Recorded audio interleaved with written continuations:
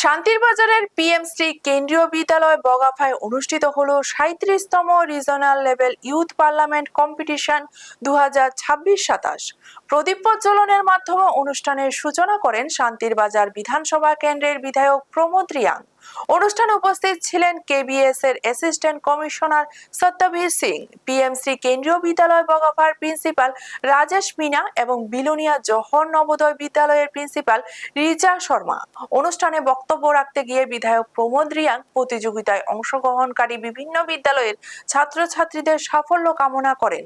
তিনি বলেন, এই ধরনের অনুষ্ঠান শিক্ষার্থীদের পার্লামেন্টের কার্যপ্রণালী সম্পর্কে জানার পাশাপাশি নেতৃত্বের গুণাবলী ও আত্মবিশ্বাস বাড়াতে সাহায্য করে।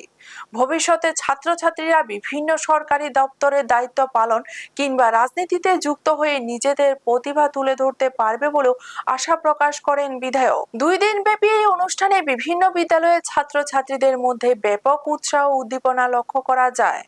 ব্যুরো রিপোর্ট, নিউজ তৎকাল 24। অ্যাকচুয়ালি আজকে 37 regional level youth parliament competition আছে 2026-27। এটা অ্যাকচুয়ালি সারা নর্থ ইস্ট থেকে এখানে কেন্দ্র বিদ্যালয় আছে, ওইখান থেকে এরা স্কুল লেভেল থেকে শেষ করার পরে একটা স্টেট লেভেলে আছে। তো আজকে আমরা শান্তির বাজার কেন্দ্র বিদ্যালয় মানে সৌভাগ্য আমরা যে এরকম একটা বড় প্ল্যাটফর্ম যে আমরা সুযোগ পেয়েছে আমরা শান্তির বাজার বিধানসভাতে আমাদের কেন্দ্র বিদ্যালয়েতে।